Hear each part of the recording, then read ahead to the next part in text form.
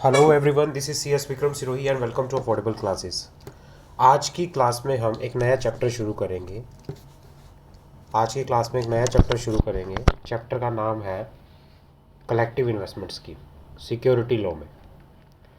Security law की class में आज एक नया चैप्टर हम स्टार्ट करने जा रहे हैं, जिस चैप्टर का नाम है कलेक्टिव इन्वेस्टमेंट इन्वेस्टमेंट स्कीम। होता क्या है ये कलेक्टिव इन्वेस्टमेंट स्कीम? होती क्या है, बात करते हैं। चैप्टर है हमारे पास कलेक्टिव इन्वेस्टमेंट स्कीम। इंट्रोडक्शन की बात कर लेते हैं। Increasing complexity of the financial market witness unrevealed financial scheme that defraud investor by promising extraordinary high return on their principal investment. It was in response to these Ponzi scheme that the SEBI formulation regulation encompassing collective investment scheme that specifically characterize a unique manner of finance manipulation. Connective investment schemes क्यों आई, किस तरह से आई? काफ़ी सारी schemes जो लोग promise करते थे कि आपको एक हाई रिटर्न देंगे, एक हाई, इस तरह से कलेक्टिव इन्वेस्टमेंट स्कीम आई थी कि भाई कलेक्टिव इन्वेस्टमेंट स्कीम्स में लोग क्या करते थे, आपको बोलते थे कि भाई आपको रिटर्न जो है हम हाई रिटर्न देंगे, जिससे वो आपसे फ्रॉड करते थे या जो भी करता था, ठीक है ना, वट एवर। तो सेबी ने क्या किया, सिक्योरिटी लॉ अमेंडमेंट एक्ट 2014 के अकॉर्डिंगली अमेंड किया सेबी एक्ट 1992 और इंट्रोड्यूस किया कॉन्सिक्वेंटल changes in the security contract regulation act 1956, depository act 1996। और क्या क्या उन्होंने कहा कि भाई जो भी ये कलेक्टिव इन्वेस्टमेंट स्कीम है, इनको प्रॉपरली अब सेबी क्या करेगा, रेगुलेट करेगा। इनको क्या करेगा, सेबी रेगुलेट करेगा। कलेक्टिव इन्वेस्टमेंट स्कीम के अकॉर्डिंगली पहले क्या होता था, लोग क्या करते थे, कोई भी स्कीम इंट्रोड्यूस करते थे और प्रॉमिस करते थे कि आपको high return, extraordinary return दी जाएगी, आप इन्वेस्ट कीजिए। फ्रॉड करने के पर्पज़ से भी काफ़ी इसका यूज़ किया जा रहा था, इसका काफ़ी मिसयूज़ किया जा रहा था। तो सेबी ने अमेंडमेंट की सेबी एक्ट के अंदर, सेबी एक्ट 1992 के अंदर, SCRA एक्ट 1956 के अंदर, डिपॉजिटरी एक्ट के अंदर, इन एक्ट के अंदर चेंज किया। और इसने क्या कहा कि अब से CIS कलेक्टिव इन्वेस्टमेंट स्कीम को, जितनी भी पूलिंग इन्वेस्टमेंट है, सबको रेगुलेट कौन करेगा, सेबी करेगा। उनको रेगुलेट कौन करेगा, सेबी करेगा। ये इसमें बताया गया। कलेक्टिव इन्वेस्टमेंट स्कीम होता क्या है, बात करते हैं। Section 11AA of the SEBI Act. In order to stringent the hands of SEBI to protect the interest of the investor in plantation company, the Security Law Amendment Act 1999 amended the definition of security in the SCRA so as to include within the ambit the unit or any other instrument issued by the collective investment scheme. Collective investment scheme भाई 1999 के अंदर security law में amendment की गई और security contract regulation act के अंदर जो सिक्योरिटी की डेफिनेशन थी, उसको अमेंड किया गया और उसके अंदर क्या डाला गया, यूनिट या फिर कोई भी इंस्ट्रूमेंट अगर कलेक्टिव इन्वेस्टमेंट स्कीम ने इशू कर रखा है तो उसके ऊपर भी सिक्योरिटी लॉ के प्रोविजंस लगेंगे। तो सिक्योरिटी लॉ के प्रोविजंस लगेंगे। अब होता क्या है, CIS कलेक्टिव इन्वेस्टमेंट स्कीम होती क्या है? Section 11AA, section 11AA subsection 2 collective investment scheme means any scheme.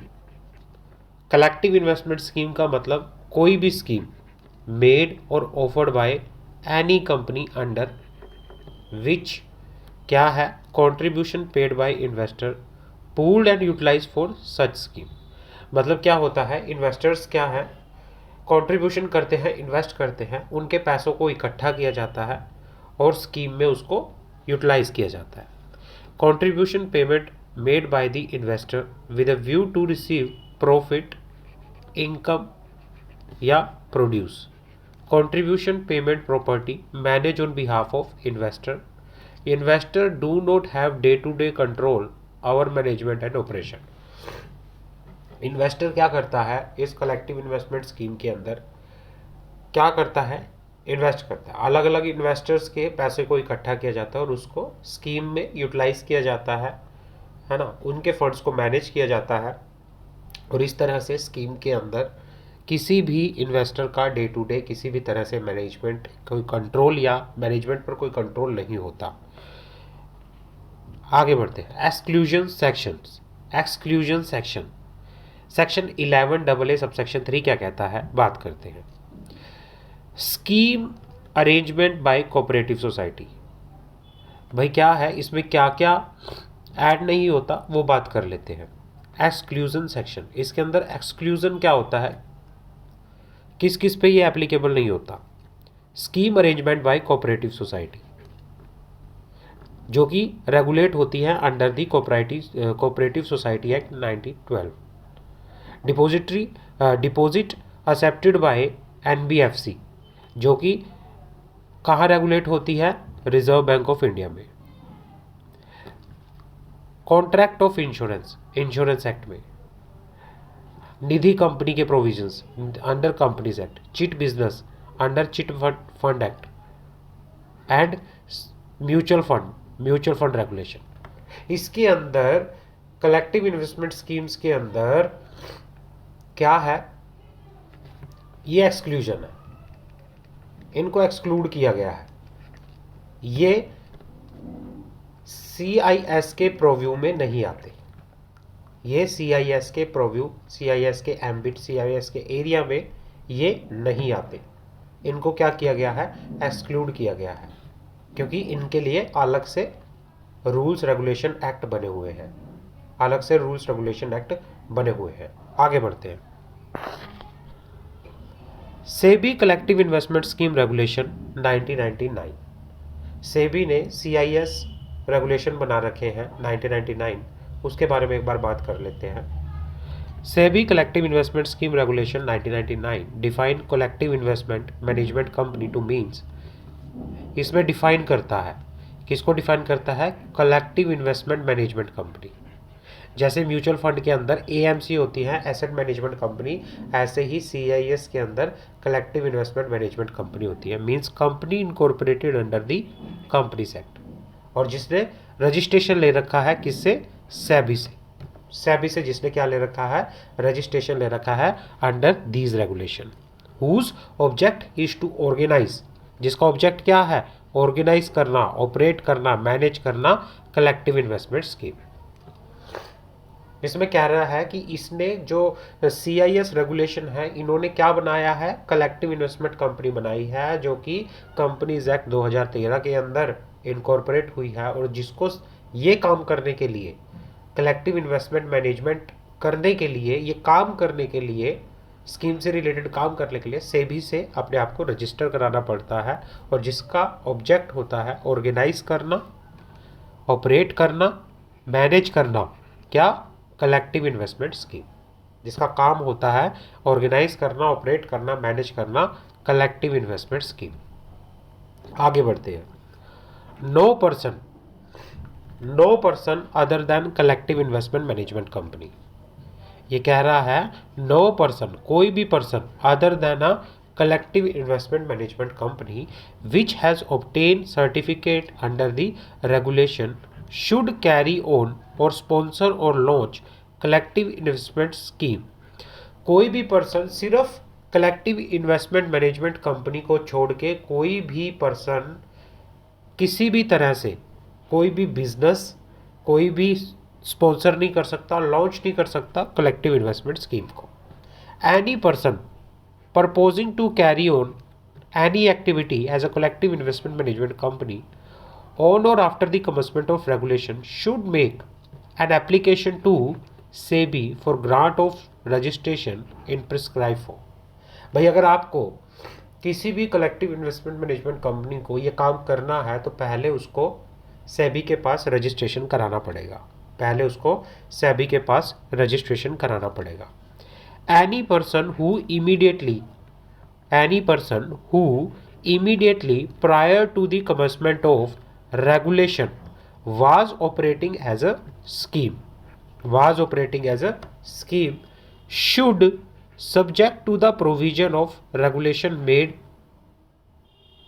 make an application to SEBI for the grant of certificate within a period of 2 months from such date। मतलब कोई भी ऐसी अगर क्या थी, मतलब कोई भी ऐसी कलेक्टिव इन्वेस्टमेंट कंपनी थी जो पहले बनी हुई थी, पहले थी किसके, SEBI collective investment scheme regulation 1999 के कमेंस होने से कोई भी पहले की अगर कोई स्कीम थी तो वो with in a period of 2 month, जब से ये एप्लीकेबल हुए उसके 2 मंथ्स के अंदर अंदर अपने आप को रजिस्टर कराएंगे, इन्होंने लिखा हुआ है। आगे बढ़ते हैं। SEBI regulation regarding CIS, SEBI के क्या रेगुलेशन है रिगार्डिंग CIS बात कर लेते हैं। पहला,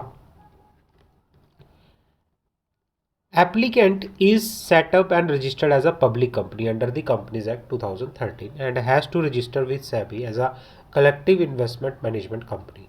मतलब कोई भी पर्सन अगर बिजनेस करना चाहता है as a collective investment schemes के अकॉर्डिंगली, कोई लॉन्च करना चाहता है, उसके साथ बिजनेस करना चाहता है, ठीक है ना, तो पहले तो वो अपने आप को as a public company register कराएगी अंडर द कंपनीज एक्ट। दूसरा फिर वो अपना सेबी से क्या कराएगी, अपने आप को रजिस्टर कराएगी as a collective investment management company. दूसरा, the applicant has in its memorandum of association specify the managing of the collective investment scheme as one of its main objective।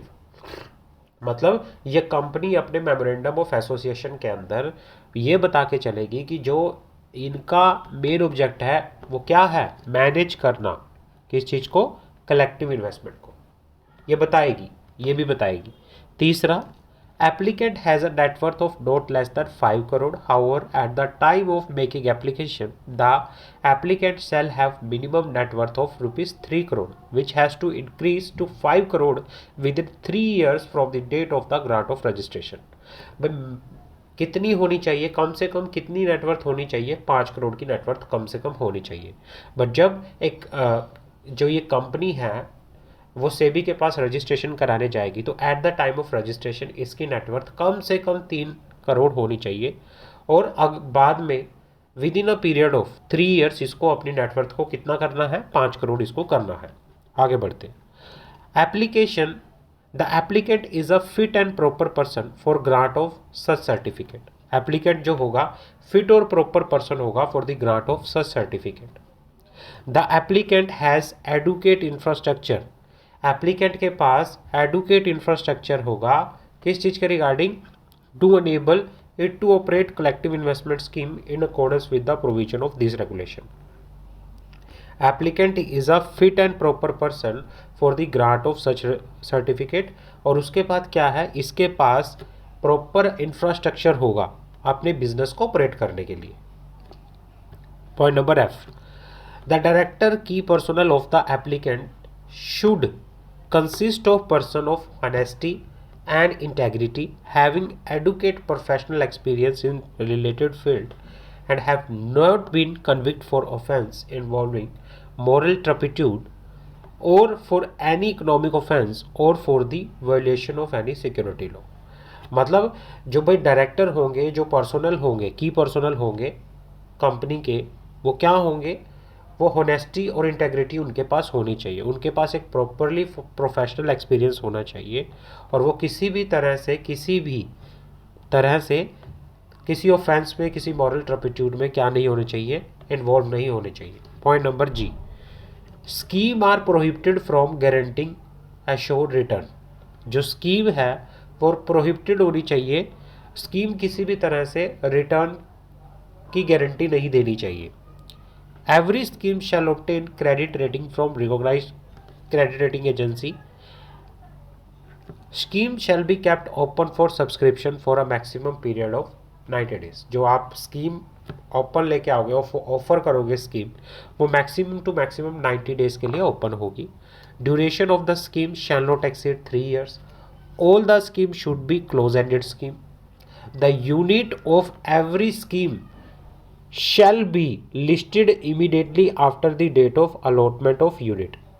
जो क्या होता है, यूनिट ऑफ एवरी स्कीम, जो unit होंगी every scheme की, shall be listed immediately after the date of allotment of unit and not later than 6 weeks from the date of closure of the scheme on each of the stock exchange mentioned in the offer document। मतलब 6 महीने के अंदर अंदर 6 महीने के अंदर अंदर क्या हो जाना चाहिए, स्टॉक एक्सचेंज पे लिस्ट हो जानी चाहिए। तो ये इसके रेगुलेशन है। सेबी ने कंडीशन बता रखी है कि भाई अगर आपको ये स्कीम लेके आनी है, CIS की कलेक्टिव इन्वेस्टमेंट स्कीम अगर लेके आनी है, तो पहले आपको क्या क्या कंडीशन फुलफिल करनी पड़ेंगी, ये कंडीशंस आपको फुलफिल करनी पड़ेगी। देन आफ्टर दैट आप एलिजिबल हो ये चीज़ें करने के लिए। These are the conditions has prescribed under the SEBI regulation regarding the CIS। आगे बढ़ते हैं। Restriction on business activity. Collective investment scheme क्या क्या बिजनेस नहीं कर सकती, क्या नहीं कर सकती है कलेक्टिव इन्वेस्टमेंट स्कीम, बात करते हैं। एक कलेक्टिव इन्वेस्टमेंट स्कीम क्या नहीं कर सकती, we will discuss in this topic. पहले, undertake any activity other than managing of the scheme. वो कोई भी काम नहीं कर सकती other than managing of the scheme. वो कोई भी ट्रस्टी की तरह act as a trustee of any scheme, या फिर launch any scheme for the purpose of investment in the security, या invest in any scheme floated by it. वो अपनी ही किसी स्कीम में इन्वेस्ट नहीं कर सकती। वो ट्रस्टी स्कीम का एज अ ट्रस्टी काम नहीं कर सकती। वो कोई भी ऐसी स्कीम लॉन्च नहीं कर सकती for the purpose of investment in the securities, या फिर वो कोई भी ऐसा काम नहीं कर सकती other then the managing of the scheme. However, it has been provided that a collective investment company may invest in its own scheme if it is made as a disclosure of intention to invest in the offer document of the scheme and does not charge any fees on its investment in that scheme। मतलब वो क्या है, वो कर सकती है अपनी scheme के अंदर, एक जो कलेक्टिव इन्वेस्टमेंट मैनेजमेंट कंपनी है इन्वेस्टमेंट कर दे सकती है अगर उसने इसका फैक्ट जो है ऑफर डॉक्यूमेंट में, जो उसने पब्लिक को दिया है ऑफर डॉक्यूमेंट, उसमें प्रॉपरली इस चीज़ का फैक्ट बता रखा हो, तो वो कर सकती है। आगे बढ़ते हैं। Obligation of collective investment management company. Collective investment management company की क्या ऑब्लिगेशन है, हम बात करते हैं।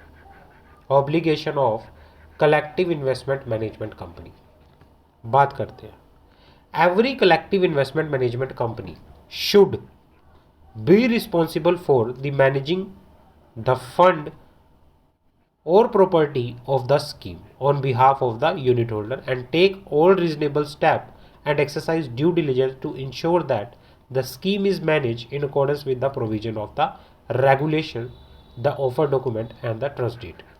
भाई जो भी एसेट मैनेजमेंट जो भी ये कलेक्टिव मैनेजमेंट जो इन्वेस्टमेंट मैनेजमेंट कंपनी है, ये क्या करती है, मैनेज करती है फंड को और प्रॉपर्टी को स्कीम की, और ये भी देख के चलेगी कि भाई पूरी की पूरी उसने अच्छे से स्टेप लिए हैं, रीजनेबल स्टेप लिए हैं, उसने प्रॉपरली ड्यू डिलीजेंस एक्सरसाइज की है कि जो ये स्कीम है ये प्रॉपरली मैनेज है as per the SEBI regulation, as per the offer document, as per the trust deed.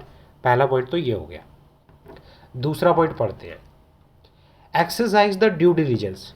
ये क्या कह रहा है, एक्सरसाइज करेंगे due diligence and care in managing assets and fund of the scheme, assets and fund of the schemes, and also responsible for the act of the commission and omission by its employ, commission and omission by its employ और the person whose service have been availed by it.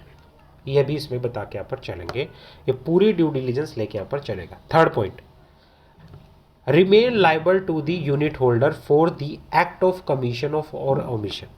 मतलब कि भाई अगर उसने कोई omission की है तो वो लाइबल रहेगा, अगर उसने कोई गलत काम किया है या कुछ ओमिट किया है तो लाइबल रहेगा to the unit holder, notwithstanding anything contrary contain in the contract agreement and be incompetent to enter into any transaction with or through its associate and or their relative relating to the scheme। और ना ही वो किसी transaction में किसी agreement में enter कर सकता है, वो टोटली प्रोहिबिट हो जाएगा। ये इसकी ऑब्लिगेशन है अगर वो किसी तरह से कोई गलत काम करता है। बी इनकम्पिटेंट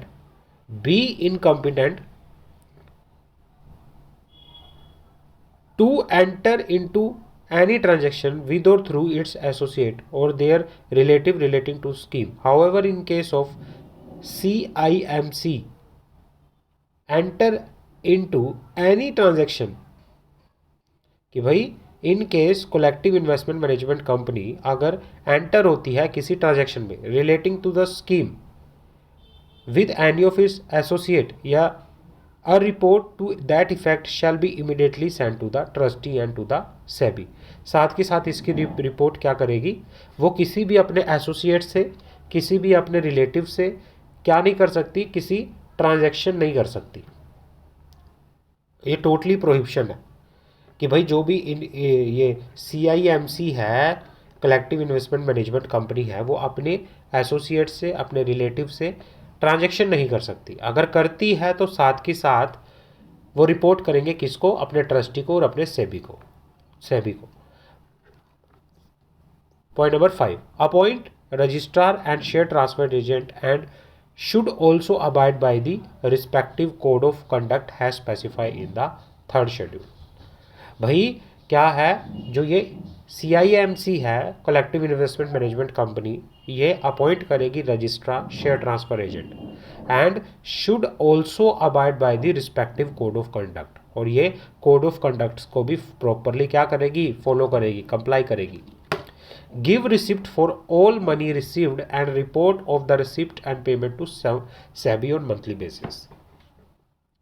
मतलब कि जो भी मनी वो रिसीव करेगी इन्वेस्टर से, उसकी प्रॉपरली रिसिप्ट उसको देके चलेगी और सारी की सारी पेमेंट का और जितनी भी रिसिप्ट्स हैं, जितनी भी पेमेंट्स हैं, उनका एक प्रॉपरली मंथली बेसिस पे स्टेटमेंट जो है सेबी को फाइल करेगी, सेबी को भर देगी। इसकी ऑब्लिगेशन है।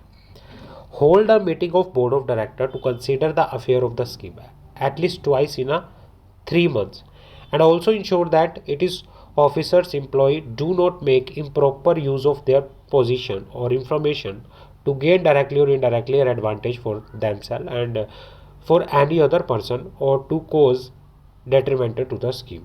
मतलब वो ये क्या के चलेगा कि भाई किसी भी तरह से जो ये कलेक्टिव इन्वेस्टमेंट स्कीम है वो किसी भी तरह से,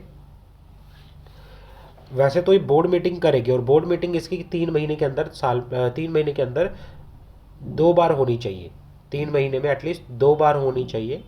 और अगर कोई भी एम्प्लॉई है या फिर कोई भी ऑफिसर है, वो किसी भी तरह से इन्वॉल्व नहीं होने चाहिए किसी भी ऐसी ट्रांजैक्शंस में, वो मिसयूज़ ना करें अपनी पोजीशन का जिससे वो खुद को ही क्या कर रहे हो, बेनिफिट दे रहे हो, तो ऐसा भी नहीं होना चाहिए। Obtain adequate insurance against the property of the scheme and comply with such guidelines, directives, circulars, instructions as may be issued by the SEBI from time to time on the subject of collective investment scheme, that is as the end of March, June, September and December। ये क्या यहाँ पर चल रहा है कि भाई properly safe guard रखेंगे, जो प्रॉपर्टी है स्कीम की उसको प्रॉपरली अच्छे से इंश्योर कराएंगे, उसकी प्रॉपरली इंश्योरेंस करेंगे, उसको प्रॉपरली कंप्लायंस करेंगे, जो भी सेबी की गाइडलाइंस हैं, जो भी रेगुलेशंस हैं, जो भी डायरेक्शंस हैं, जो भी इंस्ट्रक्शंस हैं, उनको प्रॉपरली क्या करेंगे, टाइम टू टाइम उसको कंप्लाई करेंगे। आगे बढ़ते हैं। यूनिट सर्टिफिकेट क्या होता है? Unit certificate, the collective investment management company should issue the educate The collective investment management company should issue to the applicant whose application has been accepted। जिसकी मतलब क्या है, कोई भी इन्वेस्टर अगर कलेक्टिव इन्वेस्टमेंट मैनेजमेंट कंपनी के पास, मतलब investment करने के लिए आ रहा है, तो भाई क्या करेंगे, उसको इशू किया जाएगा क्या, यूनिट सर्टिफिकेट, जिसकी एप्लीकेशन को CIMC ने, कलेक्टिव इन्वेस्टमेंट मैनेजमेंट कंपनी ने एक्सेप्ट किया है, तो CIMC उसको क्या करेगी, यूनिट सर्टिफिकेट इशू करेगी has soon as possible but not later than 6 weeks from the date of the closure of the subscription. मतलब कम से कम 6 हफ्तों के अंदर अंदर जो कलेक्टिव इन्वेस्टमेंट मैनेजमेंट कंपनी है, जब सब्सक्रिप्शन जो है लिस्ट क्लोज हो जाएगी, उसके 6 हफ्तों के अंदर अंदर सारे इन्वेस्टर्स को क्या करेगी, यूनिट सर्टिफिकेट इशू करके यहाँ पर चलेगी। However if the unit are issue through a depository, a receipt in lieu of unit certificate will be issue to the, अगर मान लो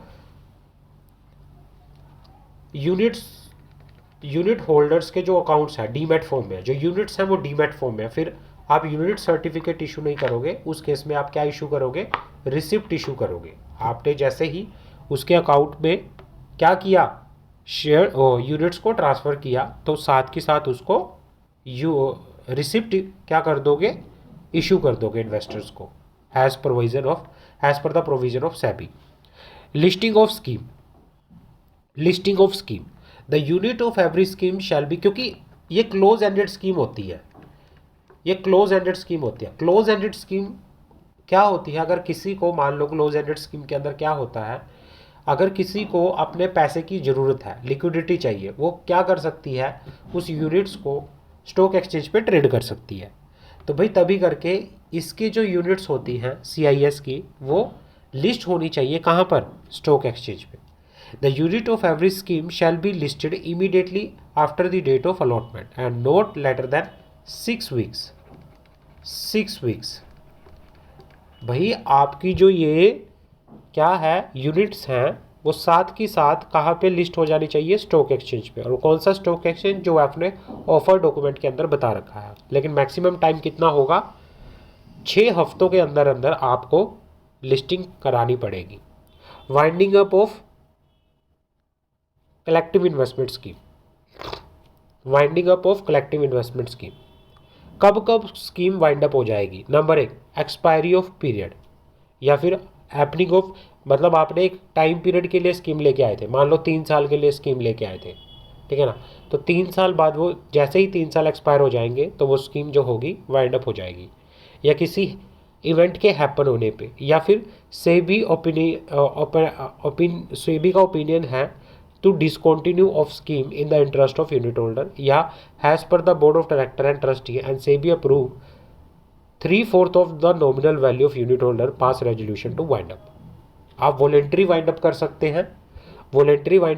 हैं, सेबी के अप्रूवल लेके वाइंड अप कर सकते हैं, और एक एक्सपायरी हो जाएगा जब पीरियड, तब वाइंड अप हो जाएगी। कोई इवेंट के हैपनिंग होने पे हो जाएगा, या फिर सेबी का ओपिनियन है कि स्कीम को डिसकंटिन्यू कर दिया जाना चाहिए इन the interest of unit holder, तब भी स्कीम क्या हो जाएगी, वाइंड अप हो जाएगी। आगे बढ़ते हैं। Rights and obligation of trustee के राइट्स और ट्रस्टी की ऑब्लिगेशन क्या है, बात करते हैं। The trustee have a right to obtain from the collective investment management company such information as is considered necessary by the trustee and to inspect the books of accounts and other records relating to the scheme. The trustee should ensure that the collective investment management company has the necessary office infrastructure, appointed key managerial personnel including manager for the scheme, submit their biodata which shall contain the educational qualification, past experience in the area relevant for fulfill the objective of the scheme. ये भी trustee ensure करेगा। तीसरा point, ये भी ensure करेगा कि collective investment management company has appointed auditor from the list of auditor approved by the SEBI to audit the account of the scheme, appoint a compliance officer to comply with the provision of the act and these regulation and to redress the investor grievances, appoint registrar to issue and share transfer agent, prepare compliance manual design internal control mechanism including internal audit system. ये सारी की सारी चीज़ें हैं जो किसको ensure करनी पड़ेंगी, ट्रस्टी को। ट्रस्टी के राइट्स हैं ये चेकिंग करने के। ट्रस्टी इन चीज़ों को ध्यान में रखेगा कि कंपनी ने ये चीज़ें कर ली होनी चाहिए।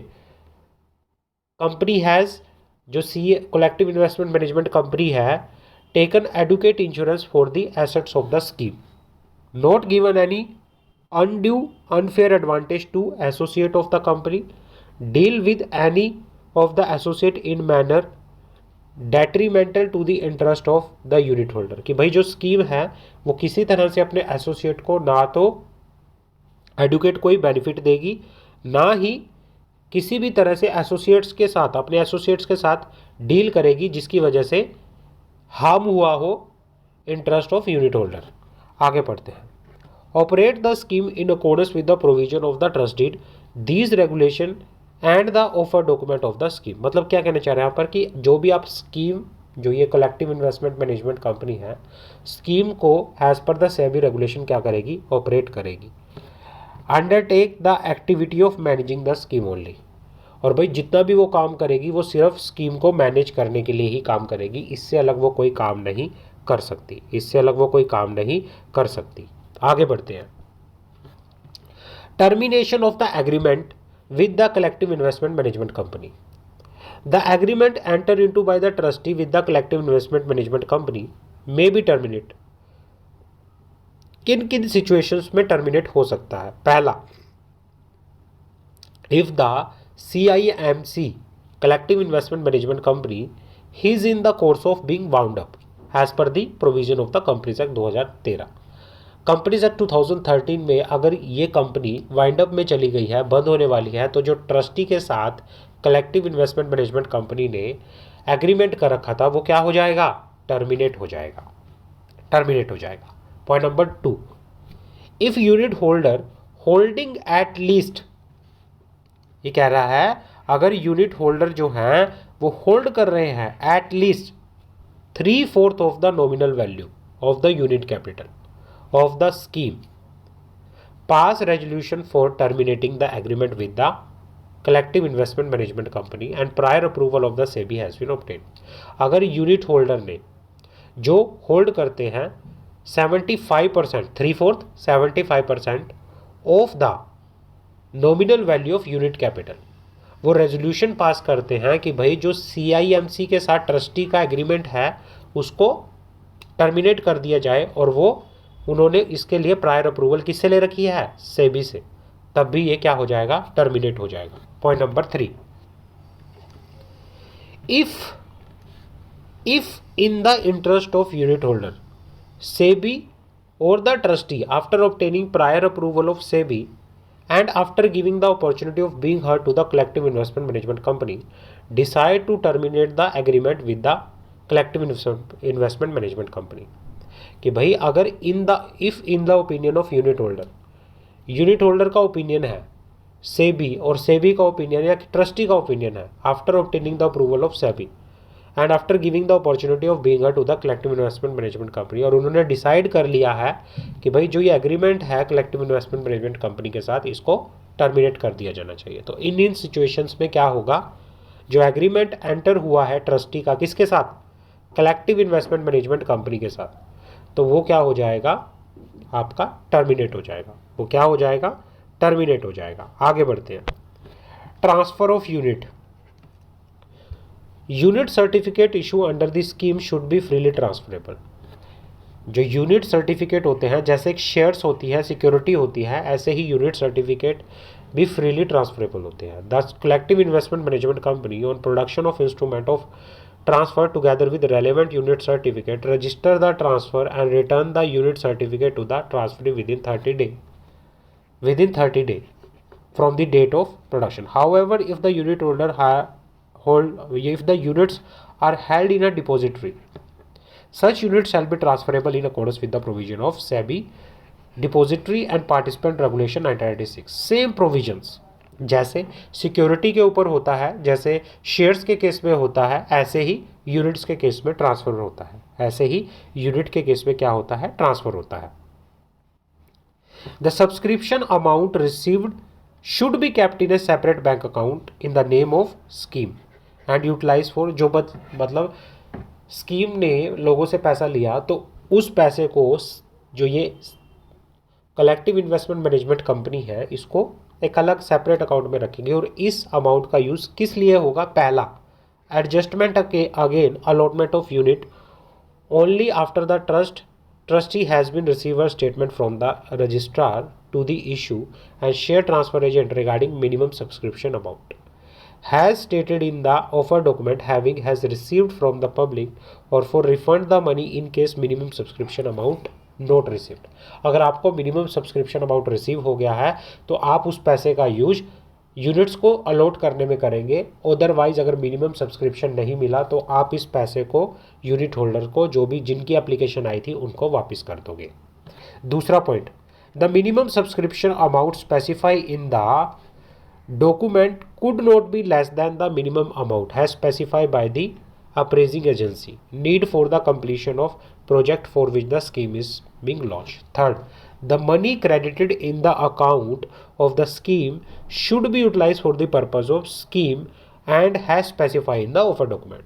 मतलब स्कीम अपने ऑब्जेक्ट के लिए उसको यूज़ कर सकती है पैसे को, बट उसके रिगार्डिंग जो है प्रॉपरली स्पेसिफिकेशन प्रॉपरली बताया होना चाहिए ऑफर डॉक्यूमेंट के अंदर। Point number 4, any unutilized amount laying in the account of the scheme should be invested in manner has disclosed in the offer document। कि भाई कोई भी अनयूटिलाइज अमाउंट है जो कि अकाउंट में पड़ा हुआ है स्कीम के, उसको इन्वेस्ट किया जाएगा इन द मैनर है disclose in the offer document, जैसा कि ऑफर डॉक्यूमेंट में बता रखा है। तो ये हमारा चैप्टर था कलेक्टिव इन्वेस्टमेंट स्कीम का, छोटा सा चैप्टर था। इस क्लास में हमारा ये चैप्टर कंप्लीट हो चुका है। अगली क्लास के अंदर हम एक नया चैप्टर पढ़ेंगे, public issue of security. Public issue of security next class में हम डिस्कस करेंगे। अभी की क्लास में इतना ही। कलेक्टिव इन्वेस्टमेंट स्कीम के रिगार्डिंग ये वीडियो है, आप प्लीज़ इस ज़रूर देखना और होप सो आपको समझ आए। अगर समझ नहीं आया, कोई भी डाउट हो तो आप मुझे मैसेज कर सकते हैं। Thank you so much.